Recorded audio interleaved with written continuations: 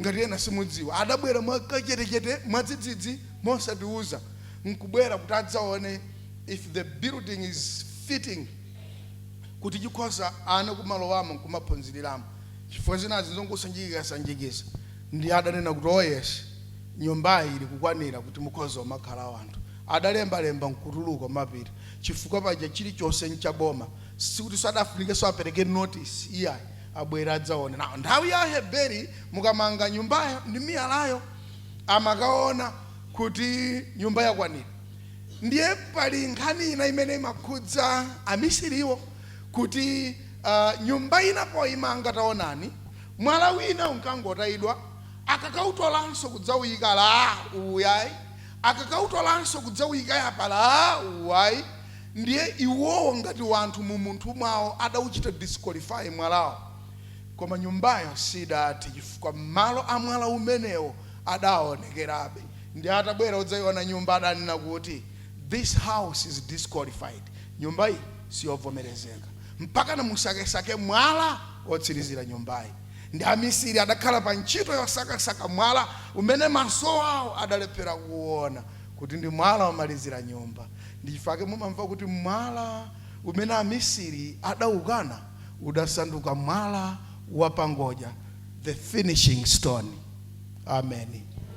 Mukadzamva mawu amene aja amachokera pamenepo unali ulosi kamangidwe ka nyumba mu dziko la Heberi unkakhala ulosi wa zimene Yesu adadutsamo 2000 years later kuti Ambuye Yesu atabwera adankana anthu aku Nazareti adankana aku banja adankana aku church adankana aku boma adankana koma pamapeto azonse Bible kuti jani idzeni kwa ine nonse olema ndi othodwa kulanga lofe ndi lopepuka katundu wanga ngosavuta kunyamula kwake potsiriza chunenedwa njani lilime lililonse lifotokoze bondo lilonse lipinde ndi kuvomereza kuti Yesu ndi Ambuye pakuti Mulungu adampatsa mphamvu kumwamba ndi dziko lapansi ma Mulungu akuti jani ine ndine njira choonadi ndi moyo kulibe obwera kwa Atate osadzera mwanda mwa ine koma uyu ndujora adankana amisiri omanga nyumba mawu amenewa amachokera mu background imeneyo muzimene ndiyankhulazi zinkachitikadi pakati pa Heberi. Now Yesaya 28 Mulungu ali kufuna kubweretsa uneneri wa Ambuye Yesu pogwiritsa ntchito zimene amisiri amachita pomanga nyumba kwa Heberi amamangira miyala ndipo pamenera kukhala mwala otsirizira ntchitoyo ndipo amenera kuti miyalayo ayipange qualify koma ulendo uno Mulungu ndi amene akuchita qualify mwalawo ndi akuti taonani ndikuyika mwala ovomerezeka ndi amisiri ngati maziko muzioni mwala wapangodya the finishing stone wamtengo wake wapatali wopanga maziko amphamvu mwala wake munthu amene aukhulupirira mwala umenewu chichewa cha makono chikuti sadzagwedezeka chichewa chayamba chijana kuti sadzafulumira ndichozamirapo chichewa ichi akuti sadzagwedezeka tsono ninawerenga so mchizungu ninalemba kuti nafeso tufunira le maziko. So this is what the sovereign Lord says, see, I lay a stone in Zion, a tested stone, a precious cornerstone for a sure foundation. Why is it precious? Why is it tested? For a sure foundation. The one who relies on it will never be stricken with panic. Angonena kuti simudzapanikizidwa pokhala pasi pa maziko amenewa. Amen. So ifeso maziko athu ndamene wa sabata imeneyi. Maziko athu ndamene wa sabata imeneyi kuti ife tisapanikizidwe. Ndipo ife taona zimene chipangano chakale chachita pa Yesaya 28 Mulungu waikiratu maziko abwino achikhulupiriro chathu. Kuti tikamanena kuti ndimakhulupirira Yesu zizikhala zoona. Ndipo kuti ukati ndimakhulupirira Yesu ndiye kuti Yesu wake ndi uyuyu a tested cornerstone. Mwala woyesedwa ndi ovomerezedwa. Kotero kuti inuyo ndine ndife anthu amene Mulungu adatikonzera kuti poyadzamira pathu ukhale mwala woyesedwa ndi ovomerezedwa. Ndife ake tidzukanso, ndife ake tiyendanso, ndife ake tikhoza kudziwa ngati ambogwedezeka, chifukwa aliyense wakukhazikika pa mwala umenewo sadzagwedezeka. Ndipo mchizungu anena kuti amene sadzapanikizika mpang'onong'ono pomwe. You will not be shaken, you will not be shaken, chifukwa mwalawo ngokhazikika.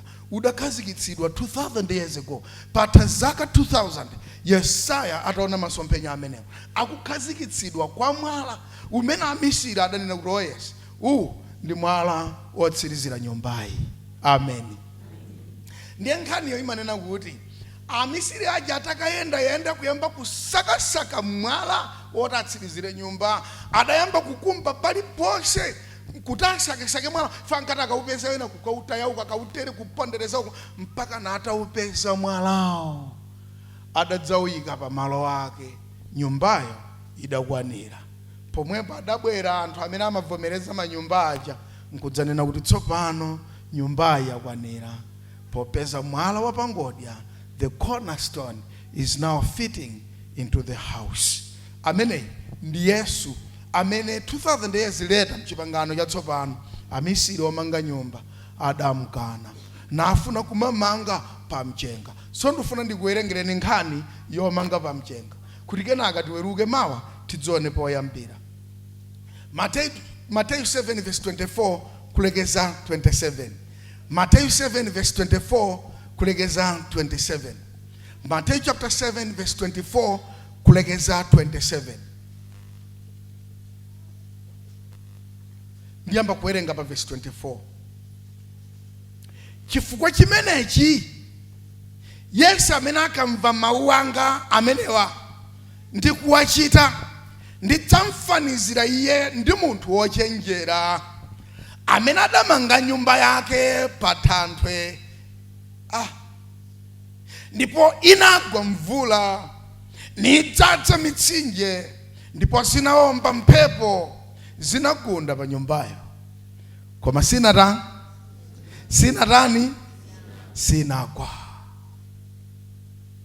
Mphepo sidakwanitse, mvula sidakwanitse, mitsinje yodzadza idalephera kuigwetsa nyumbayi, njala sidakwanitse kuigwetsa nyumbayi, usiwa sudakwanitse kuigwetsa nyumbayi, kukhala wopanda pabanja sikudakwanitse kuigwetsa nyumbayi, matenda sadakwanitse kuigwetsa nyumbayi. Awa ndi anthu aja amene mmakapeza pa bedi la chipatala ali mwe koma ali pa drip, tsiku lachitatu ali mchipatala chifukwa matenda sadakwanitse kuigwetsa nyumbayi. Idagwa mvula, idadzala mitsinje, idawomba mphepo, ndipo mphepoyo idagunda pa nyumbayi koma sidagwa nyumbayi. Amen. Auzeni kuti maziko yolimba. Auzeni anebawo kuti maziko yolimba.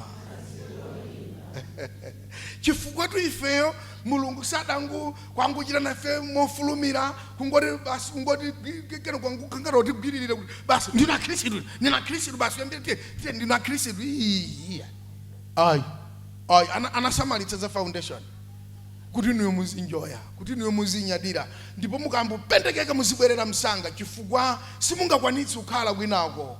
Simungakwanitsa anaimba asaveshona kuti moyo umene ndikukhala uku kungohipa ndibwerera chifukwa kwinako simungati kukhalako ife simuyenera umakhala kumenekoko. Amen. Awa ndi anthu amene amamva kuwawa zikamaonongeka chifukwa sangakwanitse kukhala kumeneko. Adazerera kukhala pa maziko yolimba. Amen. Auze nanzanu kuti maziko yolimba. Ndibwereze verse 25. Ndipo inagwa mvula nidzala mitsinje, ndipo zinawomba mphepo zinagunda pa nyumbayo. Osati kuti nyumbayo zispared itu. Mara ife tili mwa Yesu zodwala zisingatikhudze, ife tili mwa Yesu sitingakhale ndi njala, ife tili mwa Yesu sitingakhale opanda pabanja, ife tili mwa Yesu sitingakhale opanda galimoto. We are not spared from the calamities natural calamities of this life, we are not spared. We are not exempted. Zimene zimagwera anthu osakhulupirira ife zimatitani? Zimatigwera. Wosakhulupirira kuganyu okhulupirira kuganyu. Wosakhulupirira akabwera namondwe kumchotsera malata, namondwe osabwerera ali pa nyumba ya munthu opemphera kuchotsa denga. Ndipo munthu amene analalira dzulo, ndipo inu munthu amene uja. Tsono akuti idagwa mvula, nidzala mitsinje, ndipo zinawomba mphepo, zinagunda pa nyumbayo, koma sinagwa. Amen. Mugwire maamene koma sinatani. So tilibe excuse yonena kuti aine nkadatani ndimene zidalili mundimvetsa Ambuye ndimene zidalili ineyo zimene ndakumana nazo ine zidaposa Yobu zidaposa Yesu mpaka numene kuti maisoro amene ndakumana nawo ine ndi Yesu ndende kuti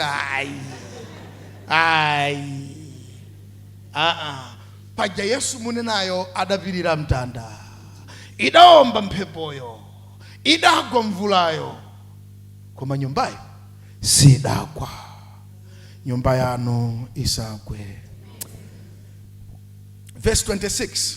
Ndipo Yesu akamva mawu anga amenewa ndikusawachita, adzafanizidwa ndi munthu wopusa yemwe anamanga nyumba yake pa mchenga.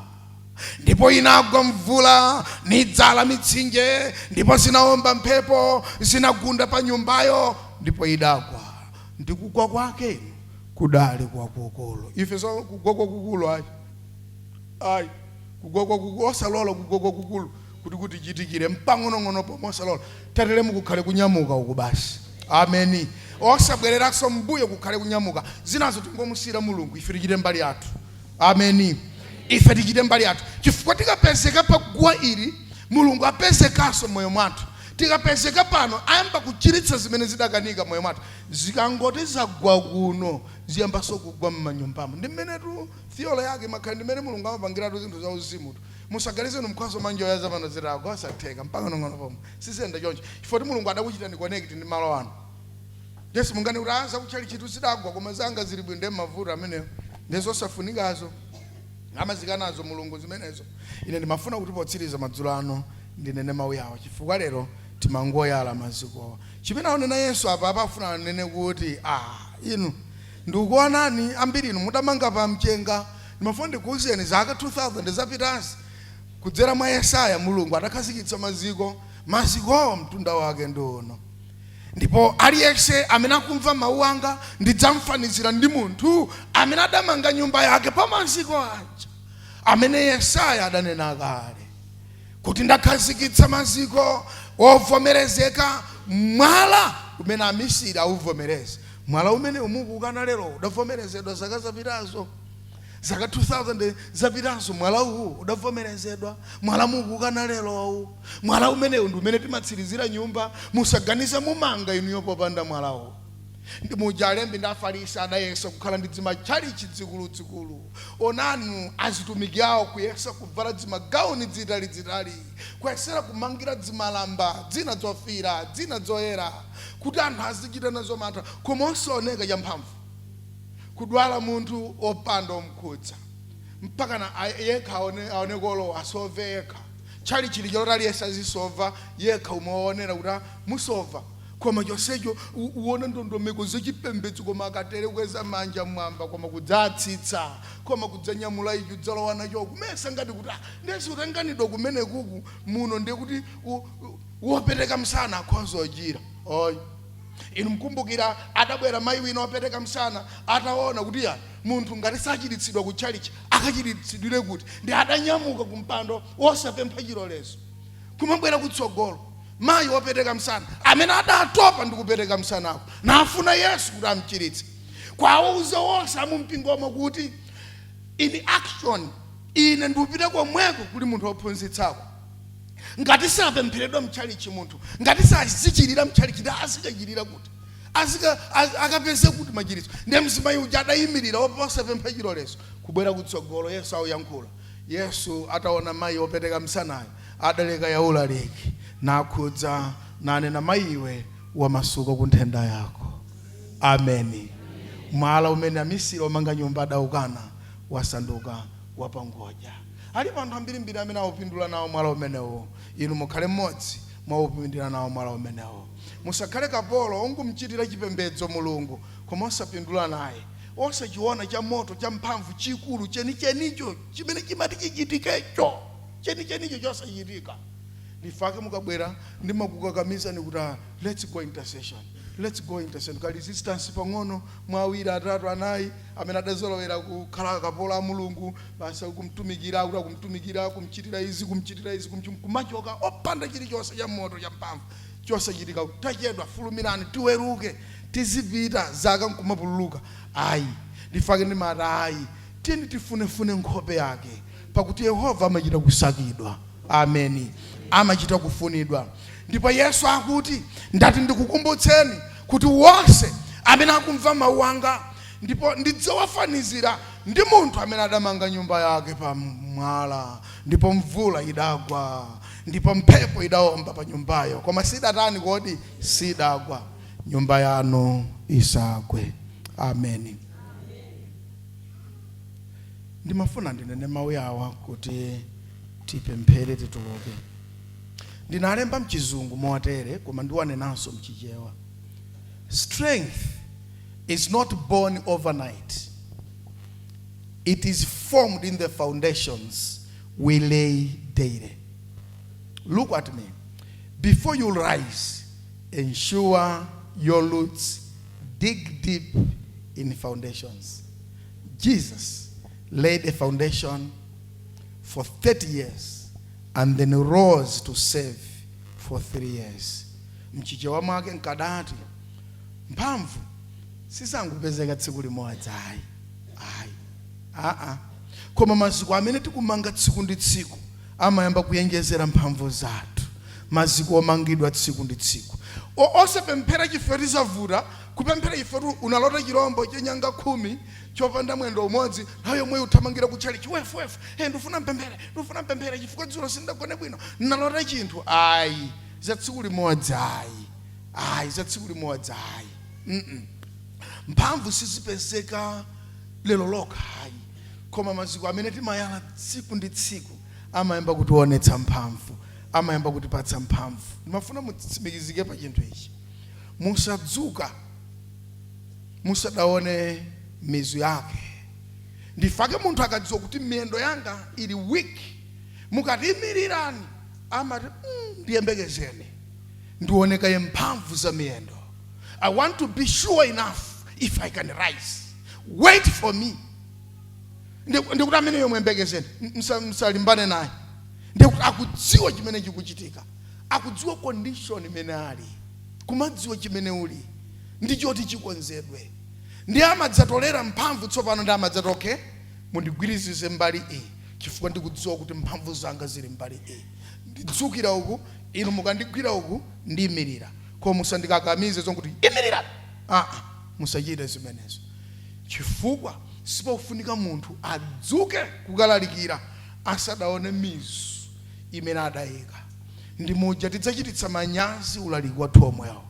Kulalikira kopsa kuyankhula ukhala ngati waluso kumakwanitsa zoyankhulazo anthu mombera m'manja, kenaka iweyo moyo wako nkudzabwera pa zotsutsana ndi zonse udayankhulazo chifukwa mizu palibe. Musayiwale nyumba ija yapa mchengayi imaoneka bwinobwino ngati yapa thanthwe, koma ikawomba mvula, ikawomba mphepo, koma ikagwa mvula ndi pamene imagwa. Akabwera masautso, akabwera mayesero, ikabwera njala, kukabwera kusowa ntchito, akabwera matenda, ikawomba pa nyumbayo mphepo, ndi pamene imadziwika kuti idamangidwa pa mchenga. Nyumba yanu imangidwe pa thanthwe. Amen. Tentimirire tipemphera, tikapemphera tikhala pasi tilandira zopereka ndi zamasika, kenaka timba nyimbo yotsiriza nkutuluka. Koma ndikufuna tipemphere kuti na maziko anga Ambuye, maziko anga zinthu zanga ndiziyang'aneso maziko anga paja pali mawu amati mmera mpoyamba ndipo mmera mpoyamba mpaka na boma lidatenga principle imene ya mmera mpoyamba, ndipo boma lidaona kuti okay, kuti tikamati mmera mpoyamba njiyani kulimbikitsa maphunziro a wana, ndiye kuchipatala kuja mukapita amaonetsetsa kuti wodi ya wana ikhale ndi attention chifukwa mmera mpoyamba mukakhala ndi attention ndi mwana wakhanda mudzapanga dziko lalikulu, dziko la mphamvu, dziko la anthu amphamvu. Ndiye boma limabwera ndi kuyang'ana mwana aliyese katemera mmera mpoyamba, tione mmene akulire munthu pofuni kumuyamba kadali wang'ono. Go back to foundations, visit your foundations, mwamangapoti kuti mungadzachititse manyazi uthenga wabwino. Fa nyumbayi imaoneka ndithu ngati ina iliyonse koma kuti ili pamchenga, idzadikira kuombe mvula, kwemvula kuombe mphepo, idzagwa inu nyumba yanu isagwe. Ine nyumba yanga sindofuna igwe, ndipo mupempherere mpingo uno kuti usagwe. Tipemphere, aliyense angopemphera. Okoma mtima ndi okhulupirika ndinu Mulungu amene mutiyankhula mu nthawi yake. Mzimu wanu atsikira ana anu ndi atumiki anu kuti palibe kubwerera mpaka na chinthu chachikulu chitachitika, ndipo kuti tibwerere ku maziko athu, ndipo sisa tsiku limodzi ayi, koma kuti tiona mphamvu mulendo uwu, popeza tili nawo maziko yolimba, maziko adamangidwa kaleo zaka 2000 zapitazo. Yesaya adanenera za mazikowo, mwala umene udavomerezedwa ndi amisiri nukanidwa 2000 years later mchipangano chatsopano, mwala omwewo wayesedwa pangodya. Mutichitire chifundo Ambuye kuti tione maziko athu mwa Yesu, maziko athu mwa Yesu, maziko athu okhazikika. Nyumbayi imangidwe pa mwala, nyumbayi imangidwe pa thanthwe, kuti powomba mphepo isagwa, pakugwa mvula isagwa. Mulungu okoma mtima ndi okhulupirika, chifundo chanu chitirani Israeli uyu amene ali kusonkhana madzulo ano mu dzina la Yesu. Amen. Thank you so much for liking, subscribing, and thank you so much for being part of Msonkhamanja Ccap. Thank you so much for watching. Keep watching, keep liking, keep subscribing our page. You are blessed. Thank you.